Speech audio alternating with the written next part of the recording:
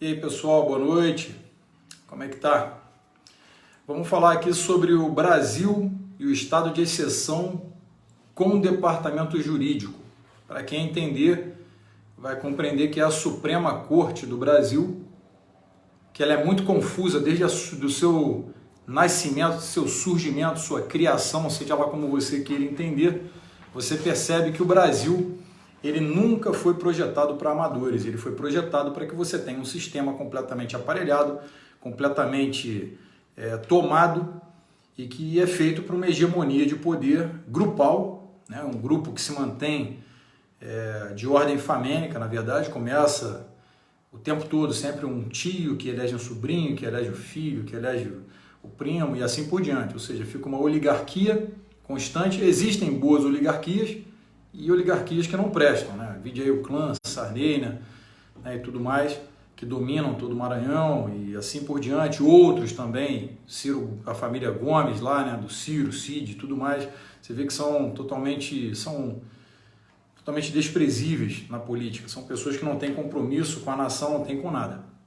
Bom, comunico aqui que eu estou saindo da vice-liderança do governo, não atuarei mais como vice-líder do governo, por uma estratégia ali, a início, pedido do general Ramos, para que eu possa ser retirado da vice-liderança também com outros deputados, para que outros deputados tenham a chance ali em um rodízio de participar dessa liderança, para que eles possam fazer uma melhor articulação. Evidentemente, o presidente sabe que comigo ele vai poder contar de forma irrestrita, não tenho restrição alguma em apoiar o presidente, nem o seu governo, e farei da melhor maneira, sempre que puder, da melhor maneira que puder, tá? Sempre farei.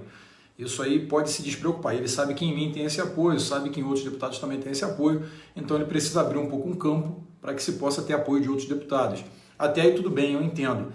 Contudo, eu só não compreendo caso ele esteja sendo pressionado a fazer isso por conta de um jogo pesadíssimo, um jogo político que é pesado demais, na verdade é um pouco desmotivador quando você conhece a política. Eu trabalho com política há muitos anos, desde 2003, contudo é meu primeiro mandato. Conhecia bem ali toda a parte teórica, assim por dizer, né? Não estava por dentro de todo o conhecimento, contudo não estava no conhecimento em si, ou seja, no cargo em si. Estando no cargo você percebe como que tem negociatas, como que tem pressão, como que tem algum tipo. Para quem está entrando aí, boa noite a todos, tá bom? Obrigado aí pelo carinho de todos sempre.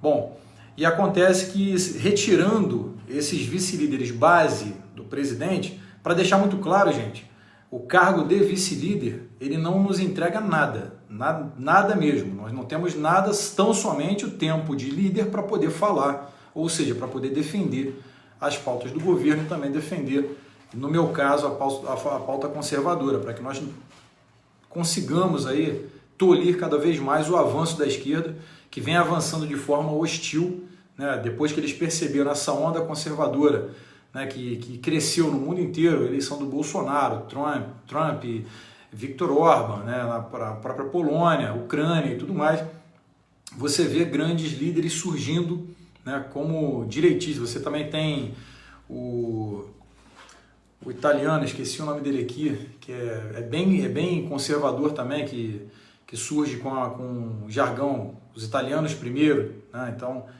ele tem feito um bom trabalho lá na Itália e a gente vai avançando dessa maneira. Então a esquerda ela conseguiu avançar de forma mais hostil porque percebeu a perda de espaço, perda de terreno, com medo que seus tentáculos fossem retirados desses setores públicos.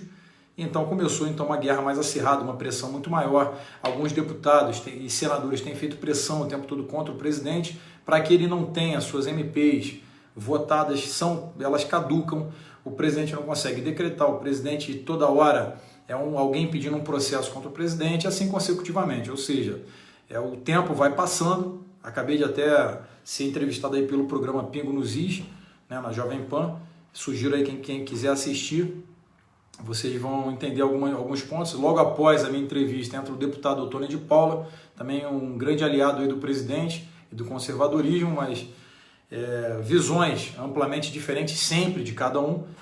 E acontece que quando nós perdemos esse espaço, né, de fala, de defesa, de poder falar, debater de fato, né, para a gente poder equalizar no mínimo essa batalha ideológica, acaba enfraquecendo um pouquinho, é ruim. Às vezes a gente tem que se inscrever para falar, o tempo é muito curto, e tem 70 deputados na frente, e geralmente as lideranças já ficam lá do PT, do pessoal do PCdoB, já logo ali na maquininha, para quando assim que abre a inscrição eles já fazem rapidamente. Então atrapalha muito a defesa. Como vice-líder, eu poderia pedir o tempo de liderança e defender o governo tranquilamente, porque eu teria o meu tempo reservado e com prioridade pelo regimento interno da casa. Então, é mais ou menos isso. É muito complicado de você conseguir falar tão somente se for presencial lá naqueles microfones que ficam ali no plenário, ali embaixo, nós chamamos de pinga-fogo, que tem 1 minuto para poder orientar e você desce a lenha ali para tentar alertar as pessoas que estão de fora para poderem entender o que está acontecendo. Então, hoje, voltando aí ao tema, o Brasil, o estado de exceção que nós vivemos, vendo a prisão do jornalista que a mídia Biltre insiste em chamar de blogueiro e jornalista só para quando eles querem. Se for um jornalista de esquerda, militante, travestido, que fala asneiro o tempo todo, que molda na sociedade uma desinformação seletiva, aí tudo bem, jornalista. Quando é um jornalista conservador e é preso, é blogueiro. Ele tem lá toda a licença, formado em jornalismo, mas é blogueiro, não é jornalista. Então, você vê, quando Alexandre de Moraes o prende sem materialidade, sem objeto, sem razão, sob nenhuma circunstância, ele prende, de fato, cerceando sua liberdade durante 5 dias. E quando está ali para terminar, ele pede prorrogação por mais 5 dias, e você percebe a matula que ocupa o nosso judiciário.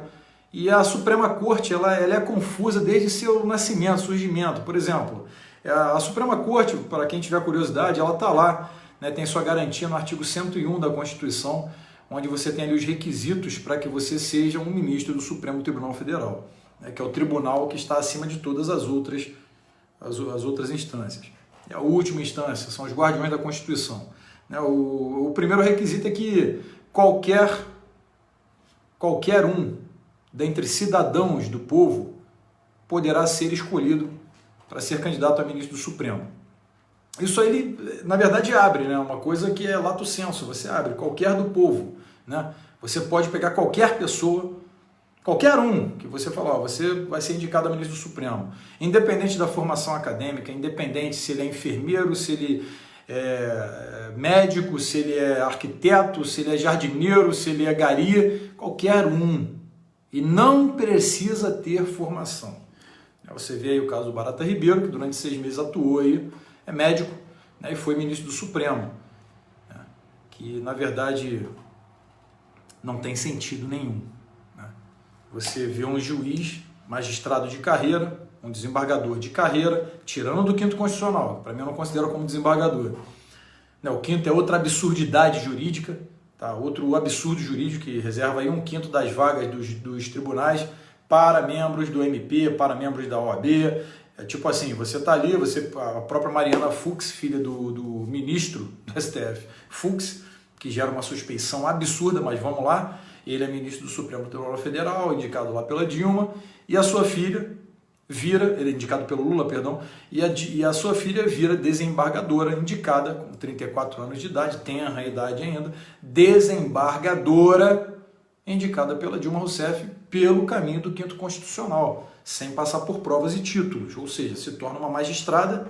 É muito absurdo, né? É muito absurdo que a Suprema Corte é formada dessa maneira, né? Reputação ilibada, ter mais de 35 e menos de 65 anos, são esses os requisitos. É um negócio muito absurdo. E olha só que engraçado, quando você pega qualquer um do povo, ele vai passar pela sabatinada do Senado e tudo mais, se for aprovado vai se tornar ministro. Agora, se você pegar um juiz da vara estadual, aqui do Rio, por exemplo, e você pegar um juiz e quiser que ele seja nomeado no STF, ele não pode. O juiz não pode ser nomeado, ele tem que passar por uma seleção, lista tríplice e tudo mais, então, para indicação. Estadual, federal ele pode, o juiz federal ele pode ser indicado, mas qualquer do povo pode, mas o juiz estadual não, tem que ser uma lista tríplice.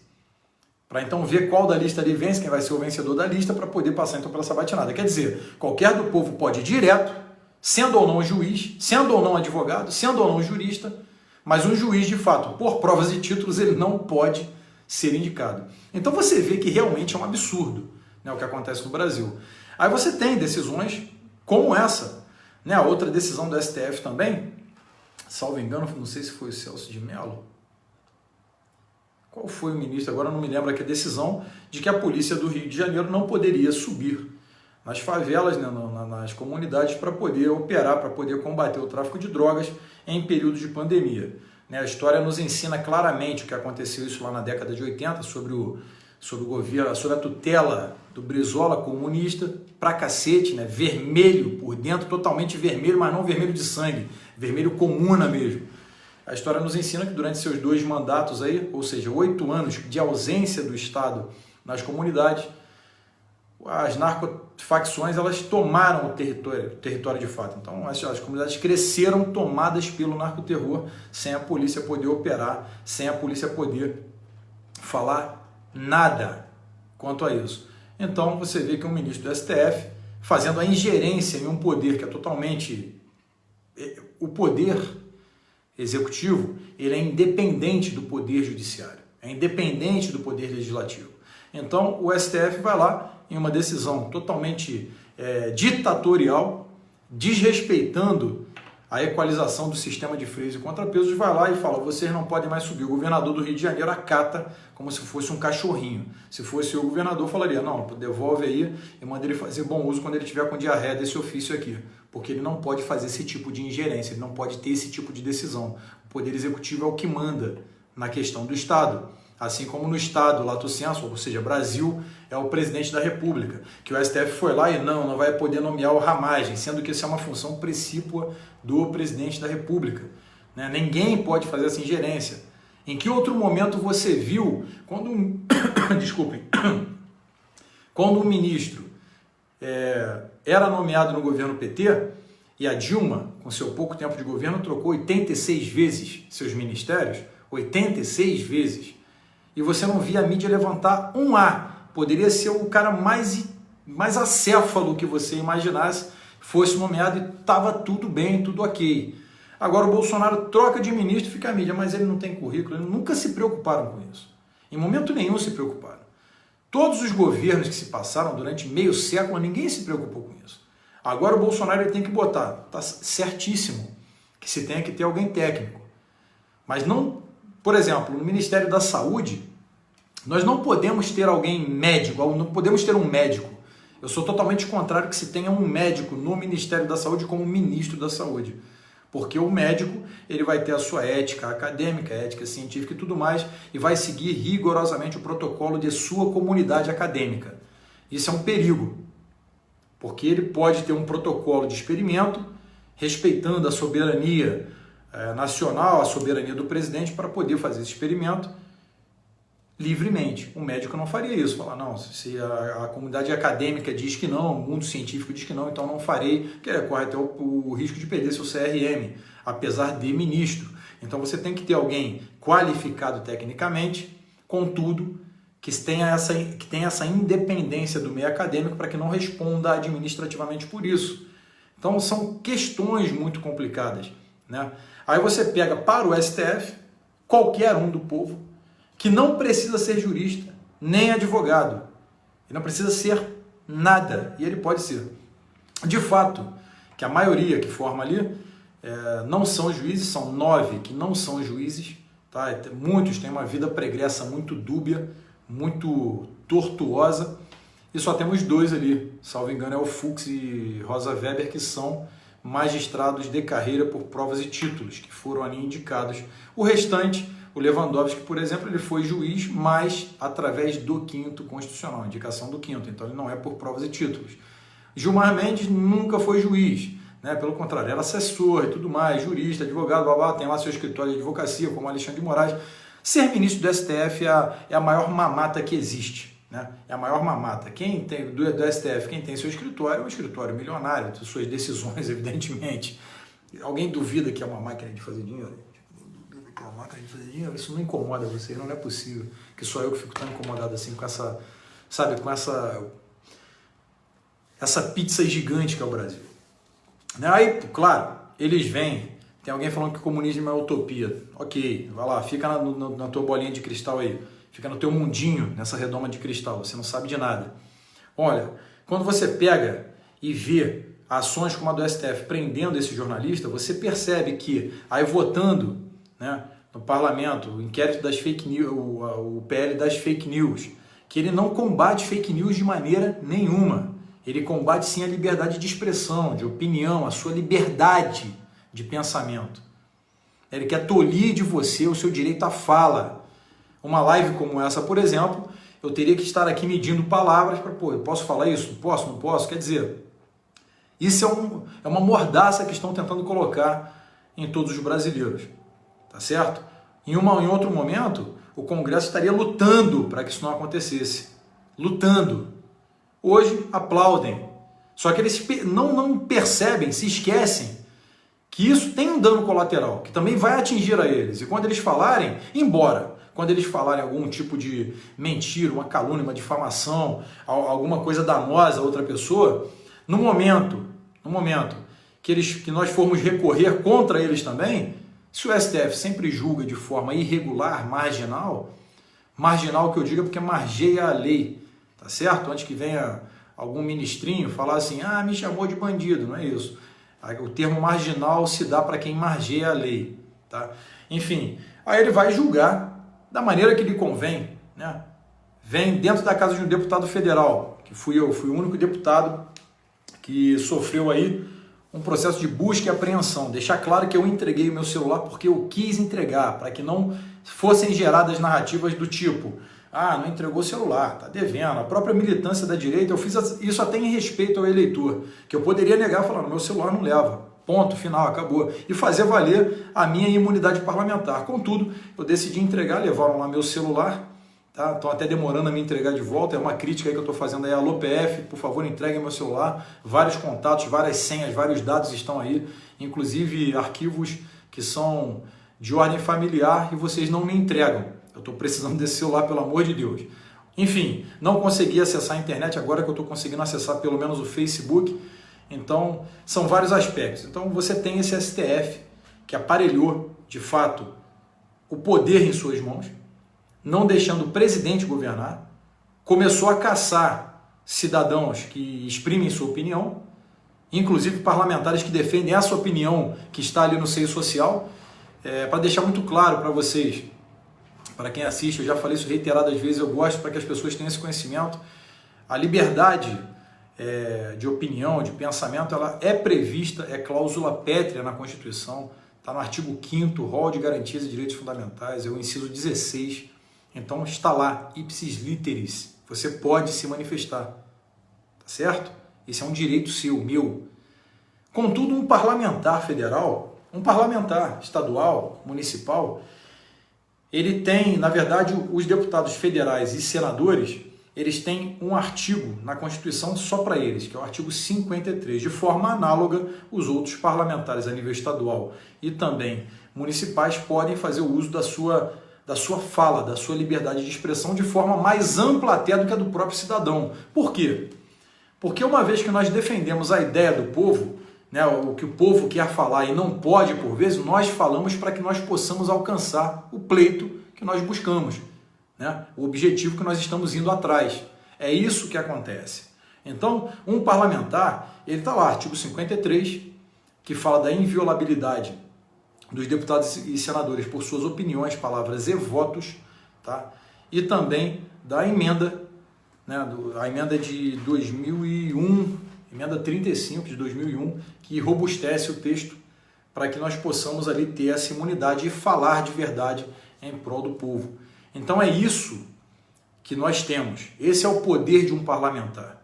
A sua livre manifestação de pensamento, quase que irrestrita, não para ofender de forma personalíssima, mas para defender as ideias, para que a gente possa rebater outras ideias que são ruins, onde o povo não vai conseguir ter essa voz, não vai conseguir ter essa caixa de ressonância para poder levar à frente. Então é por isso que é totalmente ilegal e irregular as ações do Alexandre de Moraes, principalmente o Alexandre de Moraes, que ele tem se mostrado um cara muito mimado, criado por vó, toda hora quer uma picuinha, toda hora ele quer brigar com alguém, toda hora ele quer tomar sua decisãozinha e falar eu que mando e tudo mais. Tá? Então deixo claro aqui, ministro, entreguei o celular porque eu quis, não foi porque você mandou alguém pegar. Foi em respeito ao meu eleitor, para que ele pudesse pensar, pô, será que ele está devendo alguma coisa? Não está? Não, eu entreguei para mostrar que nada temos a temer, tá certo? Então, aí outros falam senhor ministro, que o Bolsonaro tem que morrer, inclusive grava um vídeo, Bolsonaro tem que morrer, Covid, faça a sua parte e faça direito, que não seja igual a facadinha do Adélio. Aí pode, inclusive colunistas de grandes jornais, né? A Folha de São Paulo, que nós chamamos a Foice de São Paulo, né? O Estadão e várias outras, nota de falecimento, charges com o Bolsonaro decapitado, segurando a cabeça do Bolsonaro. Aí pode, né, o ministro? Né? Aí pode à vontade. Do contrário, se falar de você, não. Se falar de você, pô, acabou o mundo, você pô, briga em casa, chega no STF com a calça apertadinha, parece que tá com furúnculo ou qualquer coisa. Aí ninguém pode falar de você. Né? Mas do Bolsonaro pode morrer, pode matar, pode decapitar, é liberdade de expressão. Inclusive, o senhor até menciona em um dos seus discursos o Pravda, né? Aquele jornal da época lá da União Soviética, da repressão soviética, o senhor cita lá. Né? Em sua posse, né, quando na sabatinada do Senado, em um vídeo com mais ou menos 2 minutos ali, o senhor fala 16 vezes a palavra liberdade, que vai defender a liberdade de expressão, né, o teu jeitinho de falar, liberdade de expressão, liberdade de expressão. Fala o tempo todo, 16 vezes em menos de 2 minutos. Quer dizer, é totalmente desconexo, né, o seu pensamento. Então, realmente, nós vivemos um estado de exceção. Boa noite, gente.